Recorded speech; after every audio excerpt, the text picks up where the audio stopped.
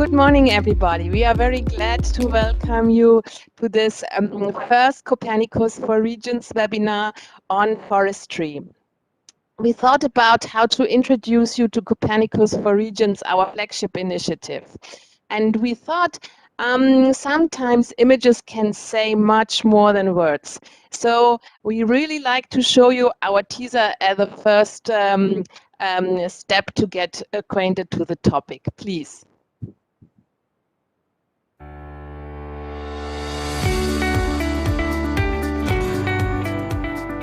Did you know that the Copernicus program with its Sentinel satellites is supporting public authorities to improve our lives on a daily basis?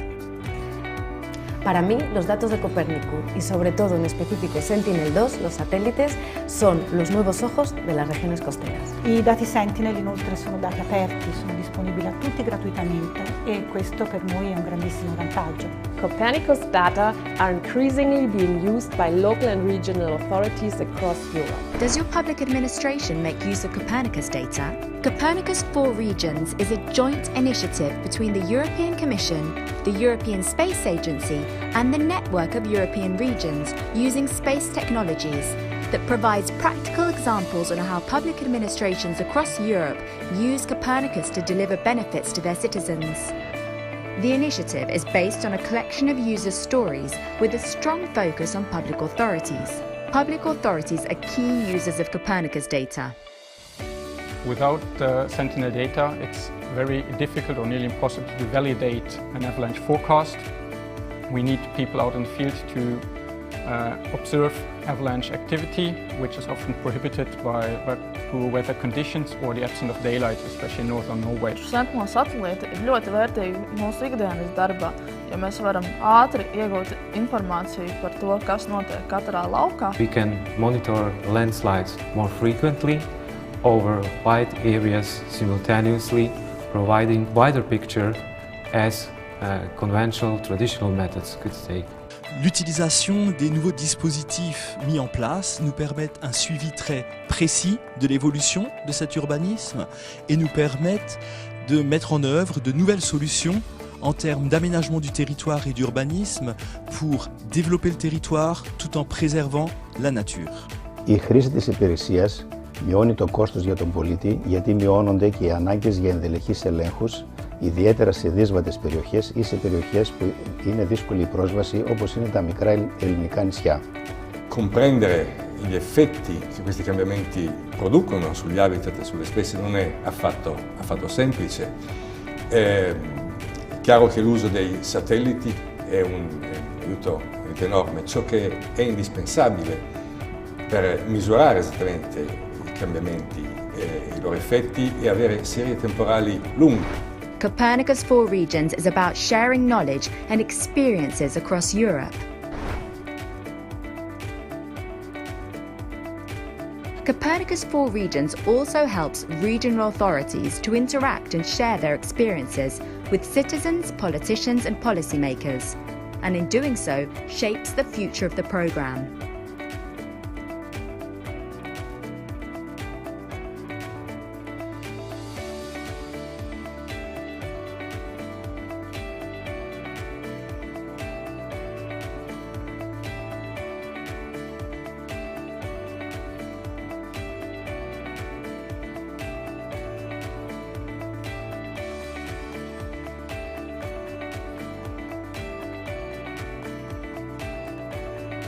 Copernicus for Regions is about supporting and growing the community of Copernicus regional users. You can read and watch how public administrations across Europe used Copernicus to address a variety of challenges and modernize their services. Would you like to join the ever-growing community of Copernicus users?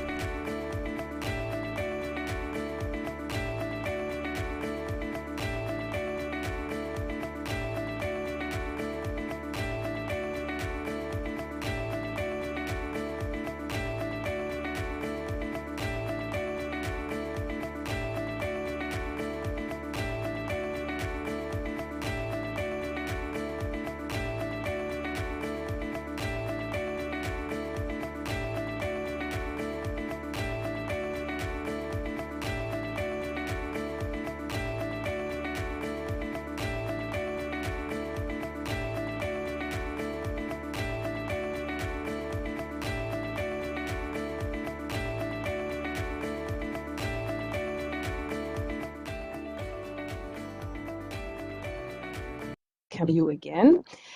Copernicus for Regions is a joint initiative between the European Commission, and we work here with Theodora Antoniou. We will be shortly with us. From the European Space Agency, we work with Alessandra Tassa, who is our cooperator, and the Nereus team is represented by myself and our communication and project officer, Margarita Krisaki. Thank you. So you have also the faces of the organizers behind us. One important feature of Copernicus for Region is bringing tangible, concrete Copernicus user experiences and the stories and their people to the European Parliament to discuss these experiences in a political context. And we built the series of Copernicus for Regions in the context of the Green Deal, of Europe's green and climate transition, and showing with concrete examples that Copernicus is an indispensable tool. In this respect, we wanted to connect, to reach out, to engage in the stronger in the dialogue with societal groups, with other stakeholders, and we invited moderators from very relevant stakeholder organizations to discuss with them on environmental topics and see how their view is on Copernicus. I'm very glad to give the floor to Thierry Escal, the Secretary General from the European Landowner Organization. And Thierry, you have worked on forestry. Your organization has issued a position paper on the EU forestry strategy that is currently being discussed in the European Parliament, and we will be very glad to link with you. Please, the floor is yours. Thank you, Roya, for this very clear presentation explaining the needs and why is Copernicus useful for civil society. I myself am not only the Secretary General of the European Landowners, I'm a farmer and I'm a forester. I'm a forest manager. And of course, I'm facing all the problems described by the different policies we have today. This webinar has as an aim to illustrate services and possibilities you are offering us with Copernicus. And today, as you said, we will concentrate on forest and the offer in terms of forestry. There are, of course, many different ecosystems provided from boreal forest, and we see Finland here on this panel, up to the Montada of the south of Portugal. Well, if I take the latest example of the Montada, we can say that ecosystems are carbon sequestration, storage and substitution, biodiversity, cleaning water, air, and of course, it's quite important for bioeconomy, and we need to know more about that. If you allow me to take only one short example, in the Montada, you have the production of cork, and cork is one of the best examples because cork is storing a lot of CO2 at a level that if you use a cork stopper, you will mitigate the emission of CO2 of your bottle of wine. So there are solutions, and you are helping us to meet those solutions. And in this view, I'm very happy to introduce the debate and, of course, to invite the public user being selected to make their presentation. The first one we have is dealing with operational afforestation monitoring. So Herbert, the floor is yours.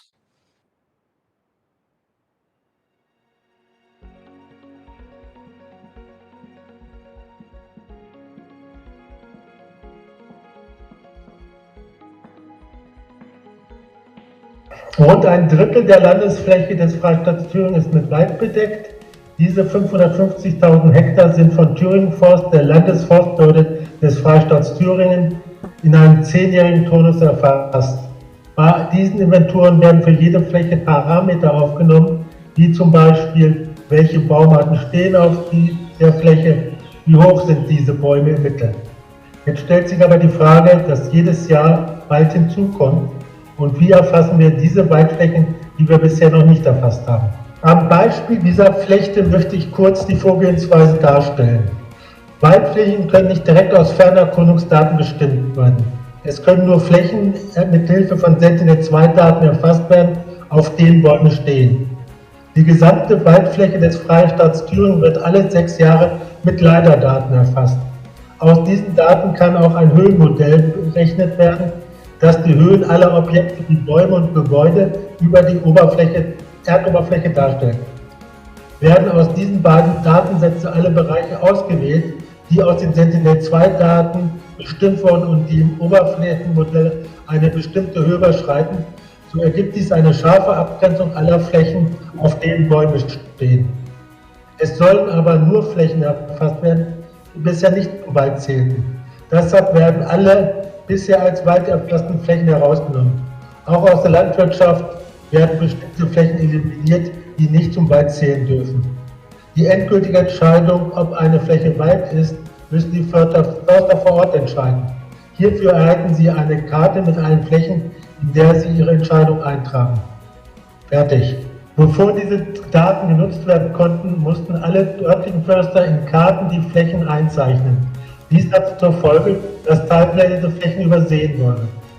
Die darauffolgenden Arbeiten waren sehr aufwendig. So mussten die Flächen vor Ort gemessen werden und diese Ergebnisse übertragen werden. Das neue Verfahren reduziert den Arbeitsaufwand speziell für die Mitarbeiter vor Ort erheblich. Im neuen Verfahren erhält jeder Förster nur noch eine Karte, in der er die Flächen bestimmt. Auch der Aufwand für die Vermessung entfällt, da die Flächengröße bekannt ist. Der Hauptnutzen des Verfahrens ist die höhere Wahrscheinlichkeit, dass alle Flächen gefunden werden. Daneben wirkt sich der geringere Arbeitsaufwand auch in einer Verringerung der Kosten aus. Nach 2 extrem trockenen Sommern sind in den Waldflächen erhebliche Schäden bis zum Absterben ganzer Waldkomplexe aufgetreten. Die Erfassung dieser Schäden sowie die Beobachtung von Veränderungen im Ökosystem Wald sind die Herausforderungen der Zukunft. Um diese Entwicklung langfristig beobachten zu können, möchte ich an die Ergebnisse des Projektes gemäß Network of User erinnern. Und zwar Fernerkundungsdaten, die mit Mitteln der EU, der ESA entwickelt wurden, müssen kostenfrei sein. Damit die Entwicklung von Verfahren sinnvoll ist, müssen diese Daten langfristig verfügbar sein und bei zukünftigen Systemen muss darauf geachtet werden, dass die Vergleichbarkeit der Daten gewährleistet ist. Abschließend noch eine Bemerkung, die auch aus dem Blue-Projekt stammt, leider aber aus meiner Sicht nicht ausreichend umgesetzt wurde. Es müssen stärker die Nutzer in die Forschung und in die Entwicklung neuer Produkte einbezogen werden.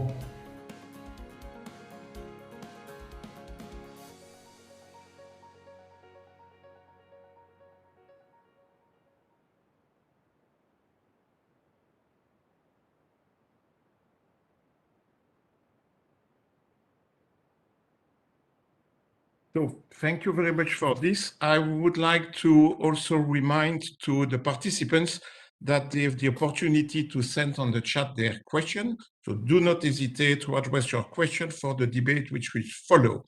And I would be anyway very much appreciate. Then we will move to the second user story, the satellites monitor forest chains in Finland. So Finland, the floor is yours.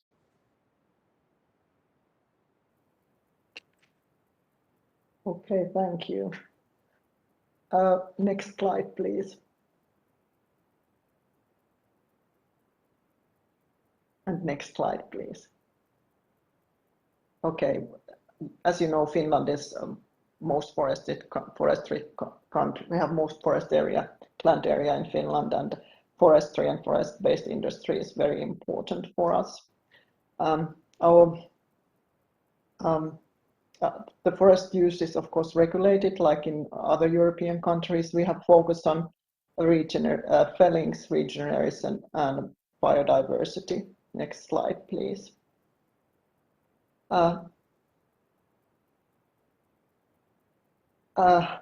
According to our Forest Act, you'll have to do a forest use notice before cutting and submit it to us in Forest Center. Last year we got about 126 forest use notices, and they covered about 490,000 hectares of forest areas. We in Forest Center, we control all the incoming notices. We against our up-to-date forest database. The one forest use notice is valid for 3 years, and we do not know when the actual felling is done, because the notice is valid for 3 years, and then we couldn't monitor the actual felling time. And if we could get the actual felling time, we could also monitor the other regulatory obligations after the felling, for example, regeneration. And naturally, we also needed a method to follow the cuttings that are missing the forest use notice. And now I will give the speaking term to Mr. Joni Norppa from Terra Monitor, who was responsible for the technical solution. Okay, thank you, Anna. About our technical solution that utilizes this kind of unique AI workflow for Sentinel-2 data. The automatic processing chain includes all the steps from scattering satellite images, pre-processing, analyzing, and for the result integration to the customer system. This is done via GIS files and with interactive maps. Utilizing Copernicus data, we were able to make the system very efficient. The method uses time series of Sentinel data, not just only relying on single images. And the system also is able to cross-check results inside the time series itself. Sentinel data enables to make the process scalable both technically and operationally. Using satellite technology adds value by increasing overall efficiency. It reduces need for unnecessary fieldwork. It helps Forest Center to resource work better, and compared to the situation before, forest use can be monitored comprehensively in the whole country. Satellites monitor forest constantly, and this way helps the Forest Center in its duty to supervise Finnish forest laws more efficiently. Thank you. I will pass the speaker to Anna. She will continue about the benefits of using satellite technology. Okay, so we have had this method working for full working mode for a few years, and now that we get the accurate information of the felling time, we can of course monitor more precisely the further development of the forest stand after the felling. We can target our inspection work on the areas that we find interesting or that are problematic, and then of course that's more efficient for us. Can you put the next slide, please?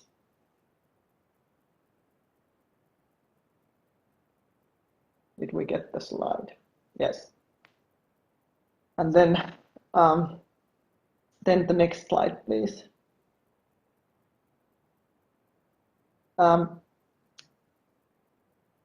We have further developed our inspection process. Now we use satellite detection and combine it with the drone images and field work. And with this digital inspection method, we get more information, better understanding of the quality of the harvest work done, and we can of course provide this information also for the forest owner and the harvest company. And next slide, please.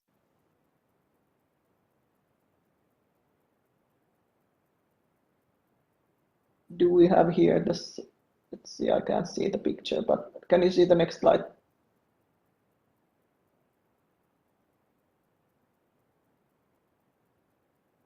There should be a drone image. Next slide, please.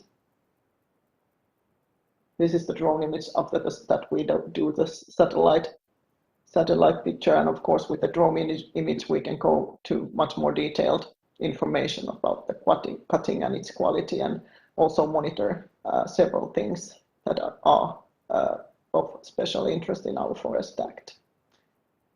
Thanks. Then I'll just say that with this kind of remote sensing and satellite work, our law enforcement process is much more efficient, and we get better information for the whole forest operating system. Thank you. Thank you. Yeah, and then there is just the last slide. Yeah.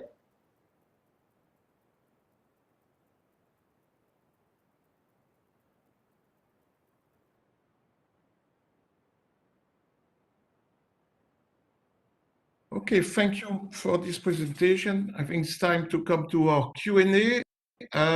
First remark is that there are some participants asking to enter in contact with some of the presentators, some of the speakers, and the answer is, of course, take contact with the Secretariat of the NORUS, and they will forward your question to the speakers. Now, I have a few questions on the site, and the main one is to all the speakers. What are your suggestions to scale up the user stories we heard today? Do you have some suggestions? Yoni? 1 second. Or Anna? Thierry, 1 second. I translate for Herbert Zagiszewski. Herr Zagiszewski, die Frage kam, wie man die Geschichten, die wir heute gehört haben, upscalen kann, wie man da also quasi die noch irgendwie weiterentwickeln kann, ob Sie da irgendwie Ansatzpunkte zu haben.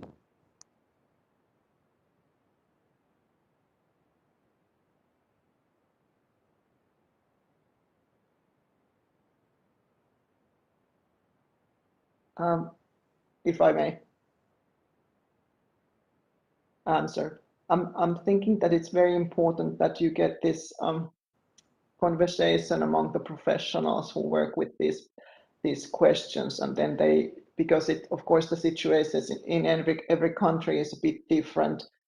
We have a very good forest database that we can put these kind of digital processes working, but it always has to be in the basis of the basic data that they have in a country. But with the satellite image detection, you can of course do much more other kinds of monitoring as well.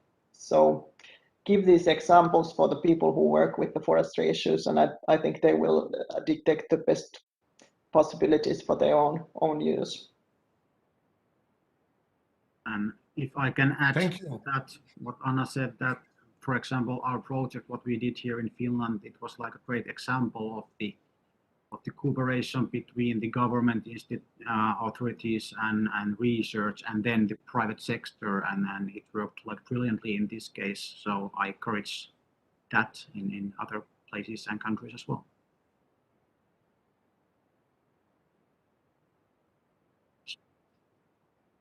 Thank you. Now I have maybe 2 questions for Herbert from the floor.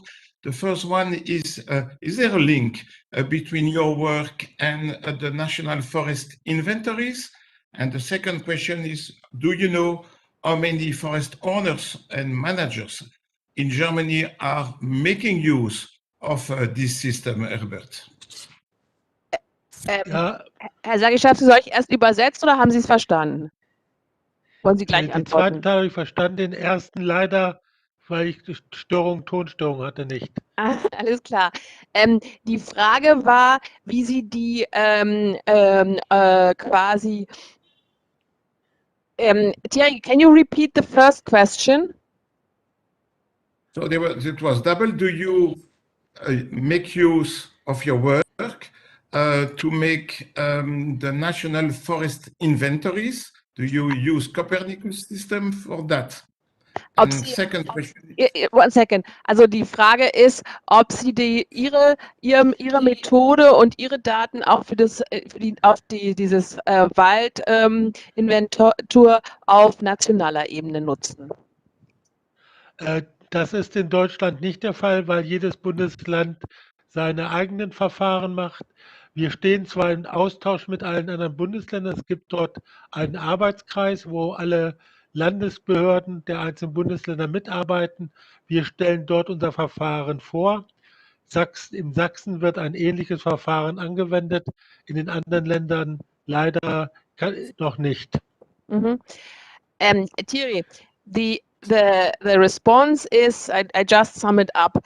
In Germany, the structure is that they have the Bundesländer, the 16 Bundesländer, and they are doing their own inventory. It's not on a national level. Okay, very clear. Next question is there a possibility to monitor carbon sequestration level in the forest through Copernicus? For all of you.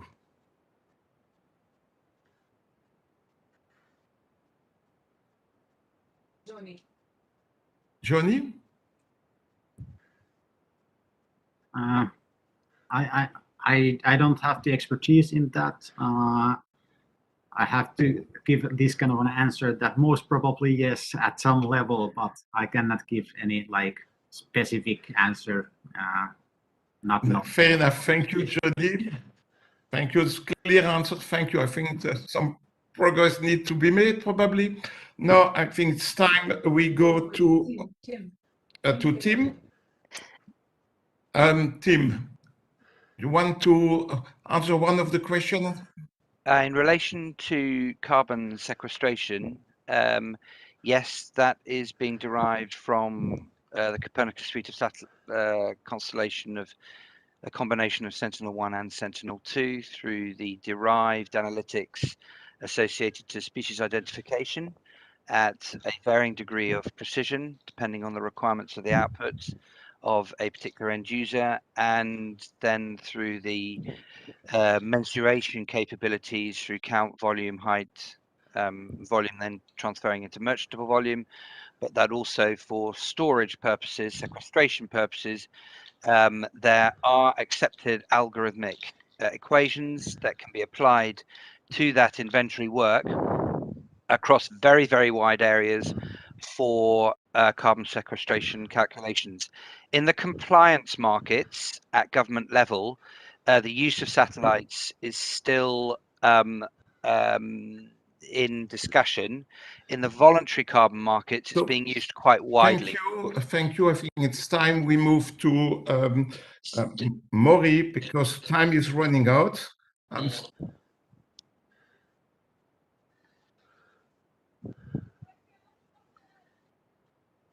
Thank you, Tim. Now,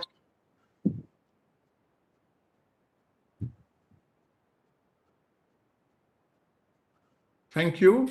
It's time we meet to Maury Pekkarinen. Maury is a member from the European Parliament from Renew Group. He's been the former shadow rapporteur on EU forest strategy on the ITRE committee, so he's quite knowledgeable on the issue. So Maury, please, the floor is yours. Thank you very much. We already have had the opportunity to listen some comments about about the forest in Finland, but if you allowed, I continue with few words in any way, and then I return to the role I had when we in the European Parliament had in focus forest and also in somehow Copernicus in these connections. I would like to say that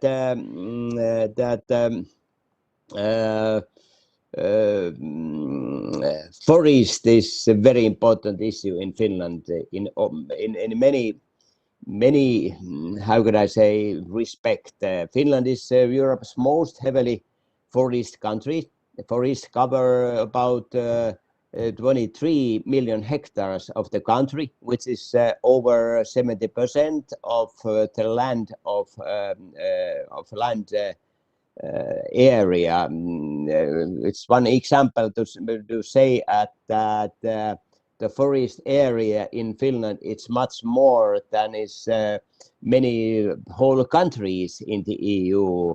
This maybe describes something how big issue the forest is in or are in Finland.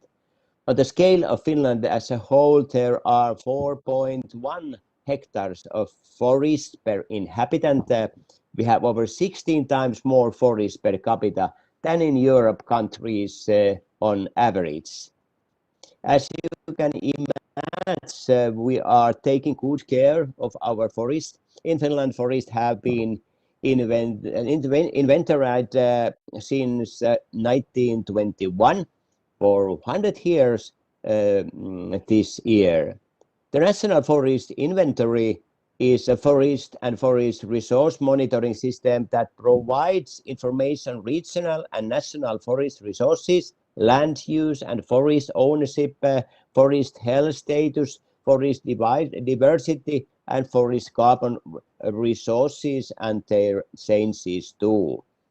To work on the analysis of satellite images and terrain data of forest began in the late 1980s. The role of forest, especially as a global carbon sink, is receiving increasing potential political attention. We all know this very well. However, both forest carbon stocks and changes in carbon sinks are still quite poorly known, I dare to say so. Most countries lack the reliable international, not international, but national forest inventory system, as just explained, for instance, just in Finland we have. A realistic option remains an inventory and monitoring system based on satellite measurement. In the Parliament, like I already mentioned, I was a rapporteur in ITRE committee last year on 3 forest-related files. In every file, somehow, those files are related also to the focus of this webinar, I dare to say so. And those 4 files were: first, European Forest Strategy, and second, EU's role in protecting and restoring the world's forest, and 3, recommendations to the Commission on an EU legal framework to halt and reverse EU-driven global deforestation. In our Forest Strategy report, we raised the use of satellite services. We call to create a monitoring network for European forests to collect information at local level, such as river reforestation, temperatures, disease, natural disasters, which are linked to Copernicus Earth observation programs, and which can produce reliable forecasts in real time in order to improve sustainable forest management. We asked the Commission and the Member State to improve the accuracy of forest data and enable direct and comparable information sharing among Member States. In addition, we called for the creation and implementation of the satellite monitoring system to enable the detailed monitoring of forests across the European Union to achieve improved weather alerts and impact reports, and to feed into national forest inventors. We wanted to highlight in our report that forests in the EU have very different characteristics. We stressed that the need to strengthen and make full use of EU mechanisms to monitor, provide information, and tackle the pressures exerted on forest resources by the spread of invasive alien species, pests, and disease. Two other reports received forest issues from a global perspective. In those reports, we asked to develop more detailed land imaging satellites in order to monitor deforestation accurately and in real time. We mentioned that this kind of information would be a valuable tool in the fight against deforestation globally. In particular, we asked the Commission to explore the strengthened use of the Copernicus satellite system for forest monitoring and for forest fire and forest demands prevention, including monitoring and identification of the causes of fires and forest damage, deforestation, and ecosystem conversations. With these words, I would like to start. I have some comments in my head related to possibility or opportunities to utilize Copernicus services. I dare to say that I do see some new areas where it might help the forest issue. And then I also want to underline that I do see that in all circumstances we need, not in all, but in many areas, we need comparative or reference data produced by field surveys. Many times it's not enough to have information from the satellite system, but also together that information what the satellite system gives for us and combine that on reference data produced by field surveys. I think that this combination gives many times quite well added value to these challenges we face in this field. Thank you very much. Thank you very much, Maury. I got already a question coming from the floor. They're asking you if you think that the EU Parliament report was well integrated in the Commission communication on EU forest strategy, published on July 16. Excuse me, the focus of this question was one more time. The question received was if you think, or if you consider that EU Parliament report has been well integrated in the Commission communication on EU forest strategy, published in July. What is my comments, or in this sense? Do you ask at yeah. In this sense, taking account this monitoring and opportunities which, or let me say the attitude, which kind of attitude this strategy has towards monitoring, I can see some new aspects or some new indications. And so if that was the question, maybe I couldn't understand exactly what was the question, but can you declare a little bit? Yes, with pleasure, Maury. The question is: do you have produced a report as Parliament? Yeah. Has this report been integrated in the communication of the Commission on forest strategy? Yeah. Now I understand. Excuse me. Yes. I dare to say that some issues or some comments we focused and sent to the Commission. They have taken account in last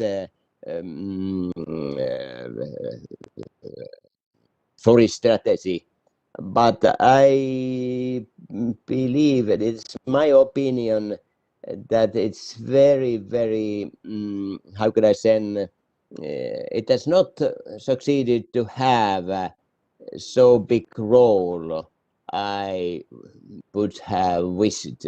I wish, not at all. I think that some other issues, and first of all, when we think about those services, what, for instance, Copernicus can deliver, it's quite difficult to find indications in that Commission proposal of new forest strategy. It's difficult to find some indications where those comments would have realized or which they have taken account seriously. I'm a little bit sad in this sense. It's not enough what they have done in their new strategy. It is my opinion. Maybe some other MPs can have some other comments, but I dare to say that this is my opinion. Thank you, Maury, for this very clear answer, and thank you for all the work you have done the last few months inside the European Parliament. Many of us are very grateful to you. I'm afraid we have to move because we have a timing problem, and I have to go to the next user story, the unique satellite-derived forestry insight from DIFRA, and with Sam Grant from DIFRA and Tim Vallings from Risatec.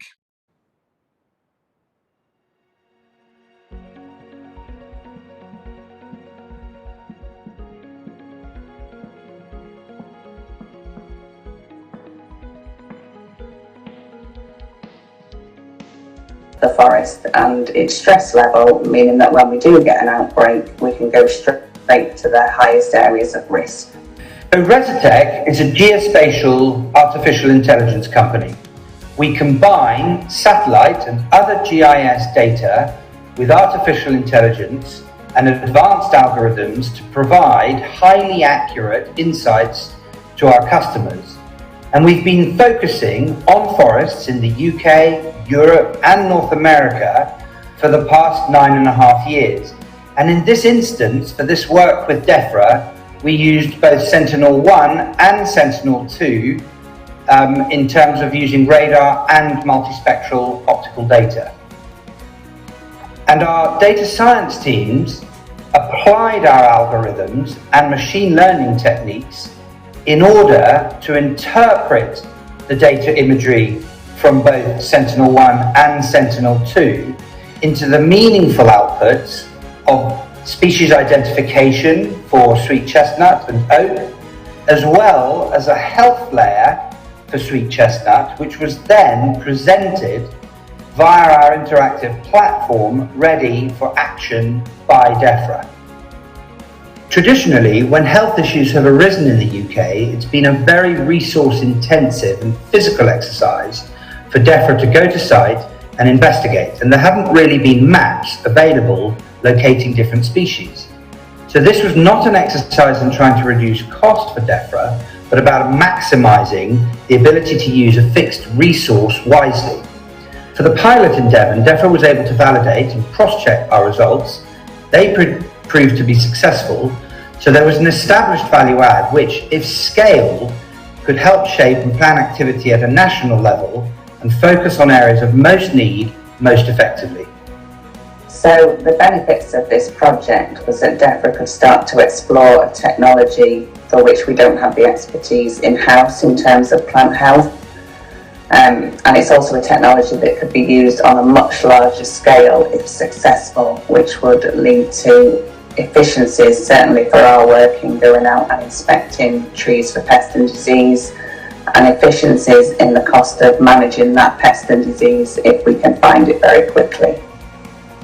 After the pilot, DEFRA rolled the service out for ash and ash dieback across the whole of England in 2019 and 2020, and moving forward, working with DEFRA and others, we can add further species, further areas of interest, and further details on the health status of species in the UK as a whole and internationally in both the private and the public sectors. DEFRA needed better information on tree species, and we needed better information on condition. And going forward, this pilot has demonstrated that Earth observation may be the feasible way to get that data.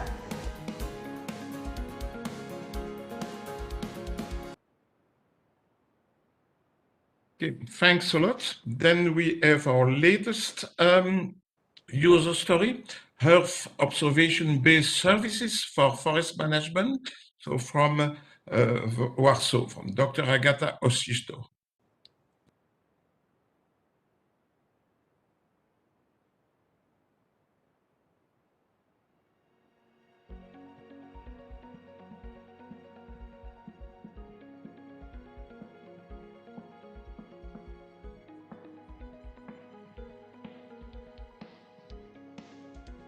The forest area in Poland covers almost 30% of the country. More than 80% is publicly owned forest, and the remaining 20% is owned by private owners.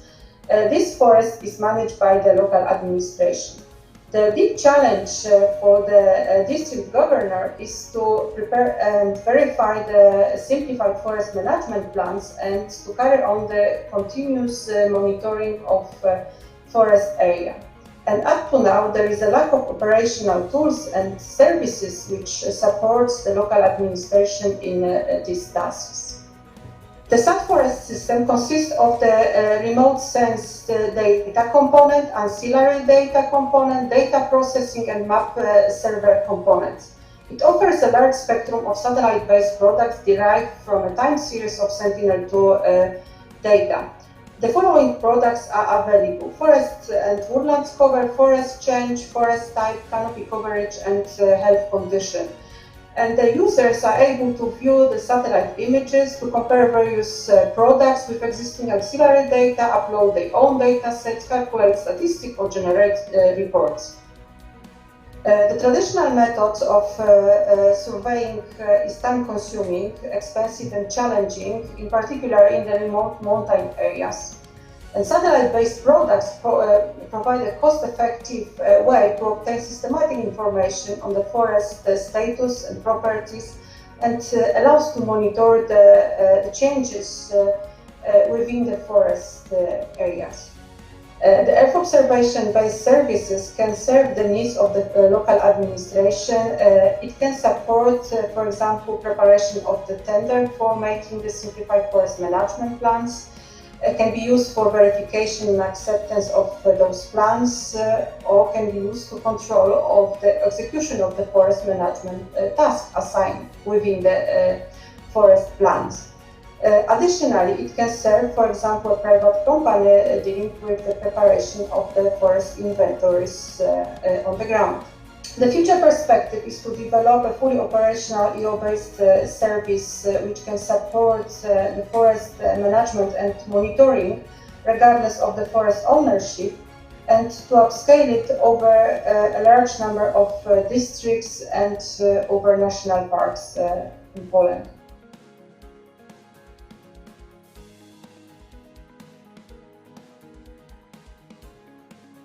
Thank you, Agata, for this very clear presentation. Now, I got already some questions coming from the floor. The first one is for Tim.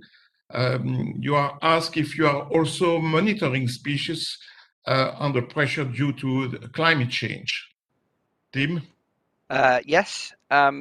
there is change occurring because of that, and all sorts of different reasons around fire, pest and disease, and the increases associated with that mean a more frequent requirement for updating inventory, and satellite enables that in order to be able to take large-scale coverage of species, identify what is growing, what is changing, and then being able to report back more regularly than is currently being done from the ground, in terms of the resource intensive nature that involves.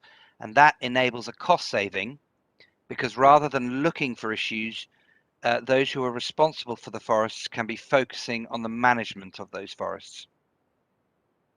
I have another question for you and also for Agatha, but because you are working on different systems, if I understand well.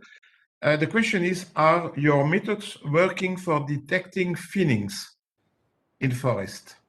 Yes, so you can also look in terms of partial cuts as opposed to clear cuts.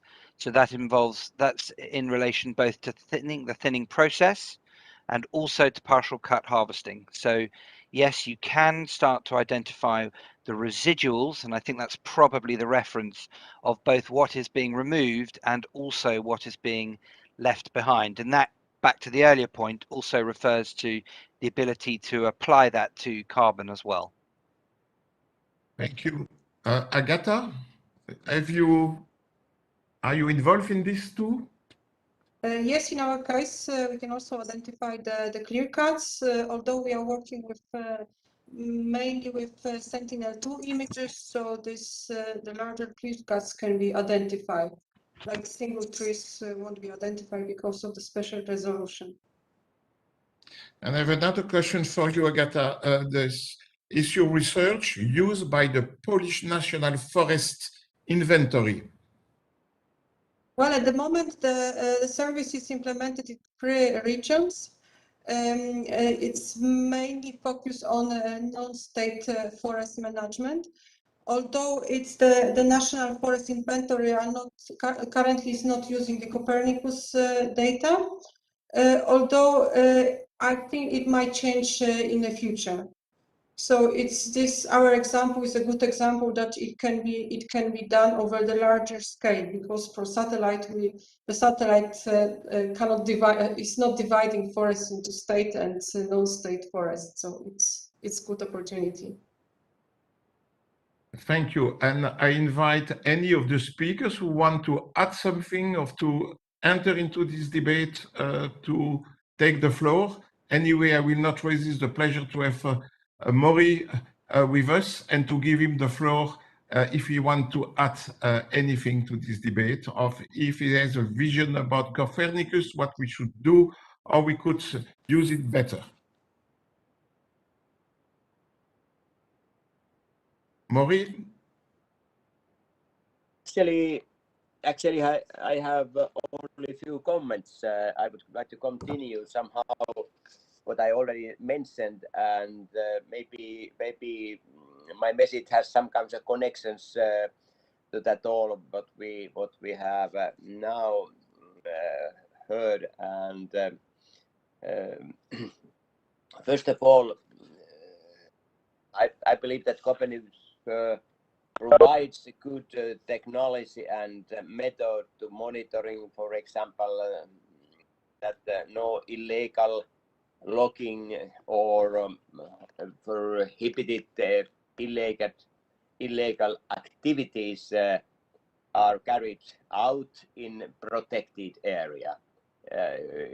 If we look at worldwide our tools, how to monitor what has happened just in protected areas. I think that Copernicus has a lot of tools to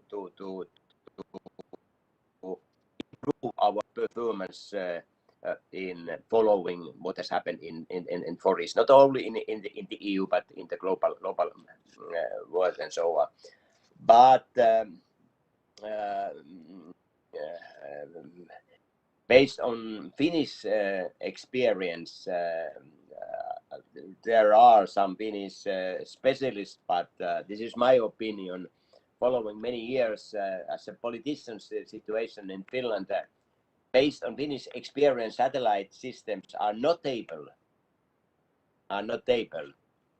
to produce a very advanced forest related analysis, at least not yet. I give only one example. We speak about a lot of, for instance, in the EU, about biodiversity, how identified what has happened in biodiversity in different areas in the EU and in the world and so on. I don't have seen some examples that Copernicus and the tools what it utilized would deliver us information which really is valid information in this sense, also to analyze biodiversity. And the one question might be now, do you, some of you, happen to know what is the future? Which kind of use you have to words when you think about this kind of needs when it comes, for instance, just biodiversity and so on. And one more time, I believe that maybe if cooperation between satellite information or monitoring information together with the comparative reference data produced by field surveys, maybe these connections or this cooperation between the sky and land together might help in this sense. But the question is that, do you believe, some of you, that also in these fields, when it comes to biodiversity, Copernicus and its tools or new opportunities could help us to monitor what happens with biodiversity?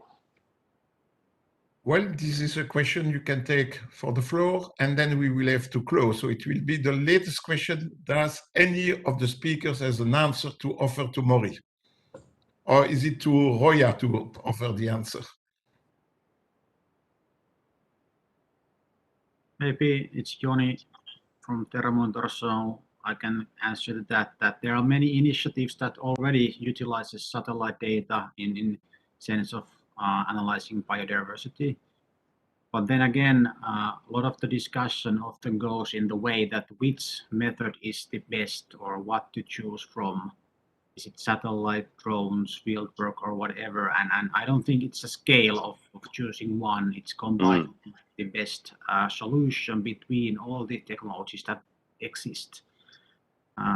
So for the question, satellite data is already used for that, but it's not always like a one source solution.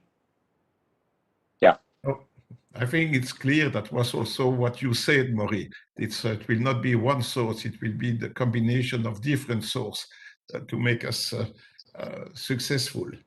Now, I think Roya would like to come in. Roya, you are very much welcome. Yes, thank you, Maury, for your question. And what I like to highlight is when you look at the collection of the 99 user stories, then definitely the chapter on agriculture, forestry, we received most contributions. It's, I think, something like 33 or 34. But right second, we received user experiences in the field of biodiversity and environmental protection. And I think that is the second, let's say, focal point of use cases at the regional level, where we had very strong response and where we are also getting requests and where our regions show strong interests. We will, in this context, also organize in our series one webinar focused on biodiversity, showing examples and explaining the links. And I think between forestry and biodiversity, we need to see that also with the synergies and see it together. Thank you very much. Thank you, Roya. And I think this is a very nice conclusion. There will be more webinar. We will learn more from Copernicus and its opportunities. And I really thank you warmly, all you speakers today and our Member of Parliament for your participation. It has been highly appreciated. So let's see all of you soon at the opportunity of the next webinar. And you can find on the website of NORUS the date and how to connect and when. So bye-bye. All the best. Have a nice day from Brussels. Bye-bye. Bye-bye. Bye-bye. Bye-bye. Thank you all.